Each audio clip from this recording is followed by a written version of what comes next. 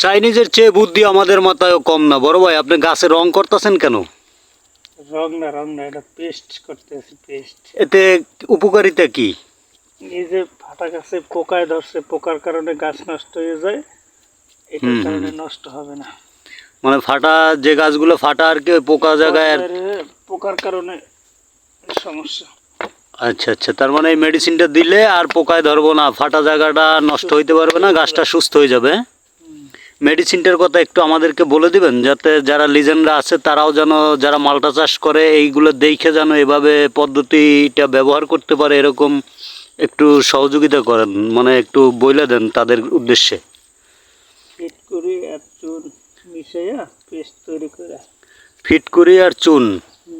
আচ্ছা যাই হোক, যারা ফিটকুরি চিনেন না তারা যে কোনো মনোহরের দোকানে গিয়ে ফিটকুরির কথা জিজ্ঞেস করলেই তারা কিন্তু ফিটকুরি আপনাদেরকে দিবে। আর চুন তো অবশ্য কম বেশি সবাই চিনেন, পানের সাথে যে চুন খান।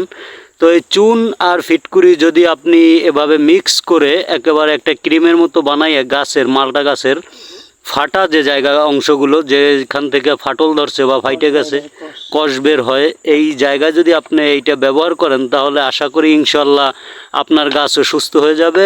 আর পরবর্তীতে মালটা যখন আসার সময় হবে প্রচুর পরিমাণে মালটা দিবে। তো আপনারা চাইলে পদ্ধতিটা ব্যবহার করতে পারেন। আরো আগেও করছি। ও আচ্ছা আচ্ছা, এটা আরও আগেও করা হয়েছে, তার মানে এটা শিওর, মানে এতে খুব উপকারিতা আসবে ইনশাল্লাহ।